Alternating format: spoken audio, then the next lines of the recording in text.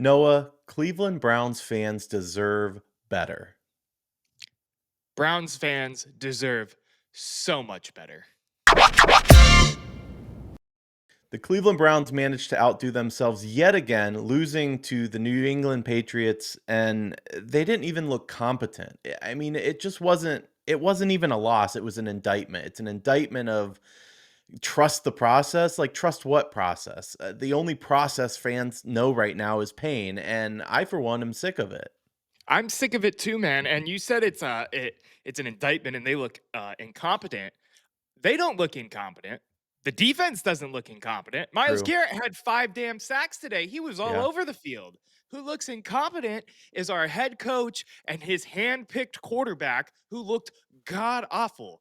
Erik, I can't think, and I know he's young and we need to give him time and we need to see what happens and blah. I haven't seen anything out of Dylan that gets me excited.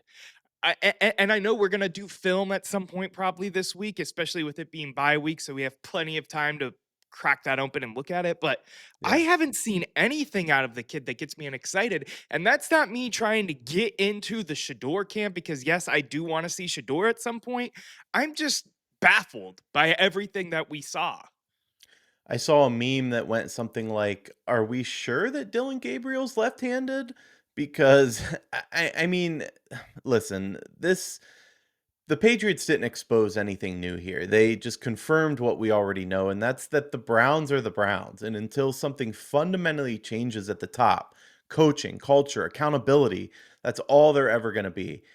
Looking at the box score here, Dylan Gabriel, he was 21 of 35, 156 yards, 4.5 averaged, two touchdowns, and two interceptions. He was protected pretty well. I think he only took one sack, unless I'm mistaken. He had that intentional grounding that resulted A in safety, a yeah. safety. There's nothing on this. I wanted to be able to throw that because I'm so pissed off right now. I'm reading these stats from the computer, but I'm sick of this shit, Noah. I'm sick of it. I'm I'm sick of it too, and I you're probably gonna lay into me because I was optimistic going into this game, and I was trying to be happy and be that homer that I am, because I thought I saw some things out of that Dolphins game that pointed to we're gonna try to change, we're gonna do better things. The Wildcat as an example of that, leaning on the run game. Um, we saw the same shit that we have seen week in and week out with this Cleveland Browns offense, and it's not good. It is not good. The one time you push the ball down the field, Dylan Gabriel throws a stupid interception. He had 2 interceptions. He had the safety, 3 turnovers, and you preach so much that you don't want turnovers, Kevin. Well, your golden boy just turned over the ball 3 times against the defense that, they're not the best pass defense in the world. They're not the worst either, but this game was winnable. It was 9-7 at halftime. You Yeah. had the ability to win. By the way, we averaged 4.3 yards a carry today, and yet we only rushed for 16 times for 68 yards. And I know we talked about this is a good New England rush defense, but they were looking okay on the ground. We didn't commit to the run game here. I mean, it was a failure at all levels. Like you're saying, the play calling is just uninspired. We only had 156 yards receiving, passing, receiving. I mean, every area of this offense looks god awful. It looks absolutely awful. And I will give a little, just a teeny bit of credit because I do understand the game plan of passing the ball because they were so good at stopping the run. And then you parlay that with Quinshawn Judkins going out of this game with a shoulder injury. The broadcast said groin, online says shoulder, whatever injury he's got going on. He only got 9 carries before he got out, and he did only have 19 yards. So, while the yards per carry looked good, it wasn't the best. It's just baffling. And, we talk about how this offense needs to try some things. Well, a flea flicker and then a double pass aren't those things when you can't develop a play quick enough for those kind of things to work. Your I stepdad put it perfectly today. He said, or maybe it was your mom. I don't remember who's. I think it was your mom actually. Your mom said they need to learn how to play the game first and like do normal plays before they start trying to do these trick plays. Because that, I mean, what were we watching there? The offense, abysmal. The special teams, Abysmal. This is the only highlights I have because this is the only highlights we should have, and it's the 5 Myles Garrett sacks because he was 5. phenomenal today. I wish I pulled the picture of him sitting at the end of the bench. I don't know if you've listened to any of the pressers, Eric, but he was in his same, "I just wanna win football game." Someone asked him, if it was frustrating because of the fact that they lost the game, but if he was still happy with the 5-sack game, he said, "I'd give up every one of those sacks for a win."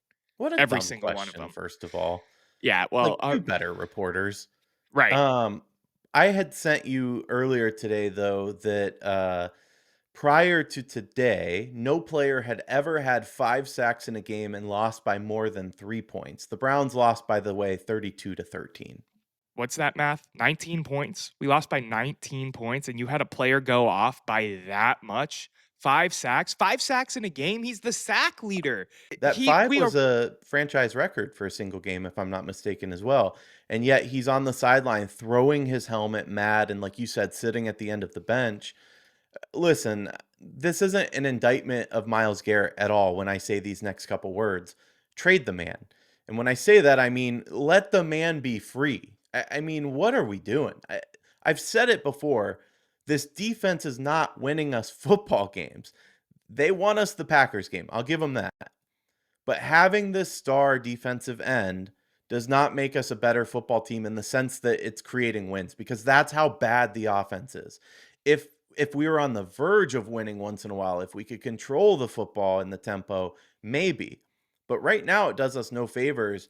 And honestly, I feel bad for Myles Garrett. I know that sounds ridiculous. He's a man making millions of dollars, but you can see the frustration here. He's arguably defensive player of the year right now, and rightfully so. And I wouldn't be surprised if we see him go into the shell a little bit after bye week once again, because how could he not be upset? Well, there's a couple things I don't like about your argument there. I don't feel bad for Myles Garrett because he ended up re-signing on this contract anyway. So he brought He this did upon himself. He he also did break brought it. upon himself the ability to not be traded because with the money and the contract he signed, this team cannot move off of him because of dead money at this point. So while trading him in theory and getting these picks, Eric, it makes no logical cap sense for it to happen. It will not happen. This is Mike Trout on the Angels, though. We have wasted the career of one of the all-time greats to play this game. And for what? I mean, Joe Thomas was one of my favorite players. I have a signed picture, personalized picture somewhere back there in the background. And it's the same way. Like, yes, he's gone down. He's a Hall of Famer. He's one of the greatest to ever play the game. There's got to be some dissatisfaction and distaste in the mouth, though. How could there not Yeah, be? yeah, no, you're totally right. I think Miles is also projecting the pain that we feel because we're in this for the long haul. We signed up, unfortunately, to be Browns fans when we were born into our families, I guess, or however you want to put that. And now he's there with us because he's the best defender in football right now. Period. I've said it for years. I think he truly is, and we are wasting it. We are wasting what is a fantastic defense on this offense right now. And it's just going back to the same arguments that we've had week in and week out. And I get high because I see something good. And now I'm right back to rock bottom. It's right back to it's time to change some stuff, man. It's time to change the whole franchise. It's time to clean house from ticket rep to freaking Jimmy Haslam himself. Goodbye. I will say this, that a reporter specifically asked today to Coach Stefanski if a change in play callers was incoming, and he answered the same way when he answered about Dillon Gabriel, and that is we have to look at everything. But if this man was staking his coaching and his moving forward with this organization on his ability to call plays, he shot himself in the own his own foot because we've seen no difference in the last 8 games than we saw last year under Ken Dorsey. I mean, what have we seen that would make us say, "Yeah, let's continue doing this"? I mean, it's insanity at this point. No, 100%. He got his bailout.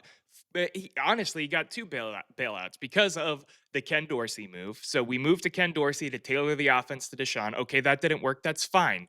That's why you moved away from Alex Van Pelt. So that's one mishap already. But you get one more because of the Deshaun Watson trade blowing up in your face. And then we look Worse. And I was excited for the Tommy Rees signing because he looked like a promising young up and coming, could gel with a guy like Kevin, who is viewed to be this guy. And it's all the same. Pause real quick for me because I was actually going to bring that up and ask the question because this is a college guy. He hasn't had coaching experience in the NFL, and as we know, it doesn't always translate. Urban Meyer struggled mightily in the NFL, great college coach. Nick Saban, arguably the best college coach in history, except maybe besides my boy Woody back there somewhere. Uh, he struggled at Miami when he was head coach of the Dolphins. So we know it doesn't translate well. Did we go out of our way to sign an inexperienced coach, inexperienced at the pro level, to satiate Kevin Stefanski so that we didn't bring in a guy that was going to potentially take over and outshine the so-called offensive guru of a head coach? Well, maybe, but it doesn't matter now because the results are what the results are. And it looks more and more every day, every passing game at this point. And I'm not getting fooled again unless they somehow string together 4 wins out of this bye and we start to whatever. Um, the writing's on the wall for this whole situation. Kevin Stefanski is supposed to be an offensive genius. His offense looks absolutely putrid, and we've dealt with this since 2023. I mean, we were literally on a downward trajectory. It's weird to me. Andrew Barry has only gotten better with time. He's aging like a wine almost. Kevin Stefanski is aging like the beer that you opened and left on the counter, and then you went on vacation and it was a 2 week cruise. So it's been there for a while. No one came back, and now your whole apartment smells. I wish I didn't have to say this, but I'm glad you're finally seeing the light. I mean, it's taken a terrible 8 weeks, but I'm glad you're seeing it because I tried to tell you that Stefanski's not the guy for years now. And that's shaping out to be the case. And I wish I was wrong on that. By the way, notable, speaking of the offense, Jerry Judy refusing to speak with reporters on his way out of the locker room today. They tried to stop him, and he just said, "I have to go," and kept walking. Some are speculating that he's playing through an injury, but he has obviously not looked like himself at all this year. And you and I, during the game, were talking about have they even targeted him? And they didn't until the second half. I mean, he had zero targets until late in the third quarter, I want to say, maybe even the fourth quarter. I don't remember what the Yeah, it part of the was game that late. was, but it It was was late. late. Yeah. And that's another indictment on this offense. I know he's had an off year, but he's your best receiving option that isn't a tight end or a running back. You Yeah. got to target him. You got to try to get him going. I don't Those 2 care what a targets season. in the second half were his only targets all day, by the way. And they were horrible footballs by Dillon Gabriel into the end zone. I believe they were like fade routes, right? If I'm remembering correctly. One was a fade, and I thought the other was where his foot was out of bounds, like full foot out of bounds. He came down That's right. But it was still on the the corner of sideline. the end zone, bad placement, bad 50-50. But regardless, He's um, just 22 catches on 54 targets for 257 yards this year, no touchdowns. It's absolutely insane. It's That's absolutely insane. crazy. Compared to what he looked like last year, too, this team is uninspired. This offense is uninspired. And you see it every time you go out here and play someone half decent. I said it all week last week that this game was winnable. And it was. It was there for the taking. And we did nothing again. We looked abysmal again. We're the Cleveland Browns who should put paper bags on their face again. I have to wonder too when we talk about Myles Garrett showing visible frustration on the sideline, sitting alone at the end of the bench. Uh, I question, like, are we gonna lose the confidence of our best player? I mean, like, what are we gonna see from him moving forward? He's got his money, he's got his contract. I don't know that at this point, besides personal records, like what he's playing for, at least this season, it's got to be hard for him to maintain focus, frankly. I, I wouldn't blame him either, but I do think he cares truly about going down as one of the greatest, and that's like the only driving motivation he probably has left at this point after what has been an abysmal start to a season where he originally wanted to not be on the team for this season, and now he is, and granted, he's got buco bucks. He's doing great in terms of the money department, but there's nothing there. There's not it is uninspired worrying about 2029 and that stupid dome stadium. And I say stupid because it's a talking point at this point, not because I don't want the dome stadium or I'm bitching about Brook Park. I'm sorry for all the curse words today, by the way. I'm just really, really fed up. Um, I want to talk for a second about the defense as well, because I thought the defense had another good day, but we had two key injuries happen. And I think it's important to highlight that, one being Carson Schlesinger, the other one being Tyson Campbell. Yeah, yeah. Schweschinger went down, and what they said at the time was a dislocated ankle. It looks more like a high ankle sprain. He's going to have an MRI, but we're looking at like a 4 to 6 week injury. That one in particular is such a big loss. Obviously, Campbell is too. We literally just traded for him. But Schweschinger is arguably rookie of the year. Forget even defensive, just rookie of the year, period. I think he's one of the best to come out of this draft class. He's played his tail off. He's the green dot for us as a rookie, which is insane. That doesn't Yeah. normally happen. That means he's the guy getting the communications for those out there that, don't necessarily know sports like we do or follow it like we do. He's the guy getting the play call into his helmet from the coaches and relaying that to the team. That doesn't happen for a rookie unless, you're a quarterback on the other side of the ball. That's a big loss. And Campbell, like you said, we just traded for him. He's a key piece in that secondary, obviously, another loss for us.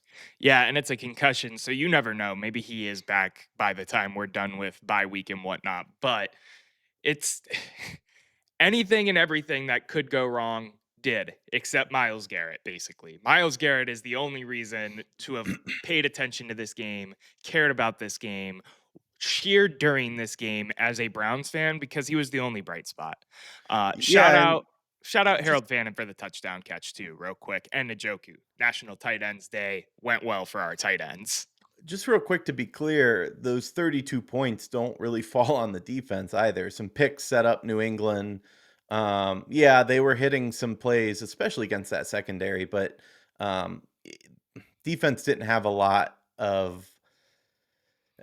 They didn't have any help. I shouldn't say a lot of. They didn't have any help today, so I'm not sure what you expect, right? Zip, zero, zilch, nada. No complimentary football was played during this game. It was all the Cleveland Browns defense yet again. And our offensive guru, quote unquote, of a coach has done nothing to help the strongest unit on his team.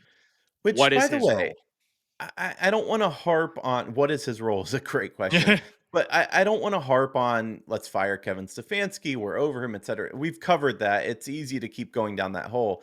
What I wanna know, though, is what's going on week in, week out? Because they are unprepared, they're undisciplined, and they're flat out outcoached week after week. So, what exactly is the plan? Like, what happens throughout the week?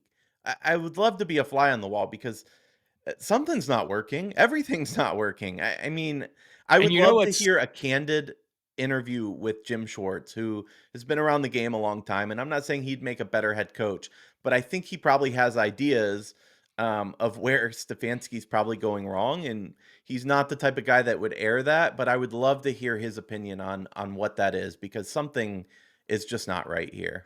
And it's funny you say they're ill prepared and all of that too. Yet they are one of those teams that practices heavily in the situations. So like, okay, we're doing a 2nd and 10 or 2 minute drill, or like preparing for Second and legit 10, I'll tell you the play call. It's HB ISO ins- up the middle. inside zone, right? I've seen Inside. that. But you know what I mean? Like, they practice situational football so much throughout the week. That is literally the bread and butter of a Kevin Stefanski practice.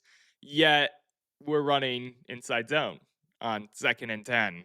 And I get it when your running back's good, but it's just non-inspired. It's the same talking points we go over every time. Yeah, it's almost like those wheels that you spin that have different things on it. You see them on websites now, the digital version of you could win X% off. It's almost like our offense is that wheel, and we have three labels on it: run up the middle, screen pass, and third and long disaster. And we're just spinning that wheel every single time because honestly, there's no creativity here. There's no accountability because it's Kevin Stefanski. I, I mean, just what? It's 60 minutes of pain week in and week out. And at what point you talked about the new stadium, you said the stupid dome, whatever. People are excited for a new stadium. I'm excited for a new stadium. You bet your ass I will not be spending 200 plus dollars a ticket to watch this shit team week in and week out. No chance of that. Like I'll get in there eventually, but I'm not spending hard-earned money to watch this football team. Yeah, yeah. I will do it on the secondary market if I decide to go, so it doesn't go directly to the football team's pockets. Like that's where I'm at right now, man. It's just I'd rather go next door, hop on a plane, and go see a team that actually matters because this isn't like we talked about it watching other teams around the league. And let me be clear, I love my Cleveland Browns, but watching other teams around the league and seeing what real football is supposed to look like, God, like I don't know. Listen, I'm a big believer no college football team could beat a pro team no matter how bad that pro team is. Let me make that clear. But I don't know if this offense could score on the Buckeyes defense right now. Like Dillon Gabriel can't make a pass to wide open players, so could they even move the ball against a college team? That's how bad this offense is. so let me ask you this, and maybe this is a good round it off and leave it at this for now, especially because we're going into the bye week and there's more questions than answers with this team. Sure. But of course, the fan base, of course, the Colorado whack jobs. I don't know what to call them. The people who are absolutely insane for Colorado on X, Mhm. on Instagram, whatever. Is it time to be legendary? As much as I want to see him, I feel like we're just gonna ruin the potential of another young quarterback. And maybe he can go out there and run around and prove himself a bit more, and I would like to see that, but at the same time, like, I'll feel bad if he's terrible and it's out of his control. If it's terrible receiving, if it's terrible O-line work, like, I'm at that point where I'm almost on the bandwagon, like, let's send him to a team that'll develop him and give him a shot because we're not gonna be it. Can he go Well, in and I call his own plays? Maybe that'll work. I don't know, but yes, I I don't wanna see ever him. subscribe to that idea, first of all, because I'm sick of the feel bad. We should give up our players to. No, I don't actually believe that. I'm obviously being facetious. I'm just pissed off right now. It's fair. But you other than that point, you hit the nail right on the head because I think maybe it is time. I want to see him, but like, are we just gonna go out there and ruin him? And then so we're back at square one again. And I know the plan seems like they're gonna draft a quarterback next year, no matter what, anyway. But like, I, I'm just at a loss at this point with this football team, with the Haslams, with Andrew Barrett, with Kevin Stefan. I'm at a loss. Yeah, you said Andrew Barry. One little thing, real quick, and then we can get out of here because, frankly, yeah, we're talking in circles. But talked about Andrew Barry getting better. He has had a master of a draft class this past year, but we assembled this offense and said, "Yeah, we can go out and compete week in, week out." Like we thought that that was going to be a decent on-field product, and if we didn't, we did nothing to improve it. So I don't know. As the guy that is managing the roster, he's kind of partially to blame for being inept here too. Oh, 100%. I'm on team clear the house at this point. It's time to start fresh, especially if you're going to draft a quarterback. You don't want to go into it like we did with Baker and still had Hugh Jackson for half of the season and that Yeah. whole front office fiasco, and then you finally decide to move on and go in the right direction. And I will say I do like that Haslam is more hesitant to move on from coaching because typically being just fire now, fire immediately, that doesn't improve results. But yeah, Kevin Stefanski has had enough time to figure this thing out. And the up and down, there's a lot more down than there is up. Yeah, I mean, at least recently, you could make an argument that there wasn't at the beginning, and it's the same thing that I'm talking about with the slope or whatever. But at this point, what redeeming factor does he bring to the table? I can't answer Nothing. that question truthfully, other than it seems like maybe his team plays for him still, but it didn't look like that today to me. I mean, they weren't like quitting on him by any means, but you still got blown out and lost. We talked about Rizzo having a witch and warlock on the show to try to exercise those demons, take the curse off the Browns. It clearly didn't work. I don't know what he's going to do next, but maybe think outside the box. Maybe you just get, I don't know if we can pump holy water in somehow and just spray the stadium. I don't know. We need to try something because clearly what's going on is not working. Not at all. Eric, let's remind everybody about the dates we have coming up and some other fun things. Yeah, unfortunately, we'll be talking Browns some more. Fortunately, in that we'll be live and we can interact with our fans after the bye week on November 9th. We'll be at High and Dry. It's a great spot. Noah and I like it. Get a little mini bowling in, see us, come say hi, watch the show. Tune out about the Browns, honestly. Like, they're probably going to lose, but whatever. That's the Jets, though. Maybe they'll win. Jets put up a lot of points today, though, so probably not. Anyway, after that, we'll be back at Muni Lot. Look for our flag at the office flying high. Might be a little chilly, but it'll always be a good time. We have a good time at Muni. Maybe we'll have some Jello shots. If this keeps going, if we keep looking the way we've been looking, Noah and I will have a little bit of a surprise for fans at Muni Lot. I won't say more now. That said, on the positive side, and please pick the Cavs jersey, we are giving away a jersey. We are giving away a jersey, any Brown or Cavs jersey of your choice. Tell us the player. We'll ship it to your door. All you got to do is subscribe and leave a comment here on the At the Office, a Cleveland Sports Show YouTube page. And then we'll pick it come November 17th. I want both a Judkins and a Schweschinger jersey. But I gotta tell you, this team's not getting a single dollar from me this year. They've already Yeah, gotten more dollars than they should have because we had to buy someone else a jersey, but that they won, of course. But right. other than that, I just can't stomach it. I can't either, man. At least it's bye week. The Browns can't lose this weekend, so at least there's that. They Look might. out. We're gonna have, of course, the media reactions that we always do. We'll probably talk a little Cavs this week. Of course, the Buckeyes play Penn State. Little film breakdown. We got a lot of open space here for some different types of videos with the Browns being on bye. So look out for what we got coming up this week. Yeah, I will say that the saving grace after that Browns game is that the Cavs look good. They still went through stretches where they should have beat Milwaukee by a lot more, and Giannis is a freak. There's a reason they call him the Greek Freak, but they did win that game, big home win, and they looked pretty good. So they're where we expect them to be, and they're starting to click. DeAndre Hunter's back, so that was nice to see. Can't wait to see Darius back, but at least we have the Cavs, right? We got to just keep like on to the next sport. At least we have And them. At then least and we then have it'll be them. baseball, even though they get rid of like Quan or something probably by winter meeting. I'm over Still it. I going to want to look better go. than the Browns. Yeah, you know, I'm over it, man.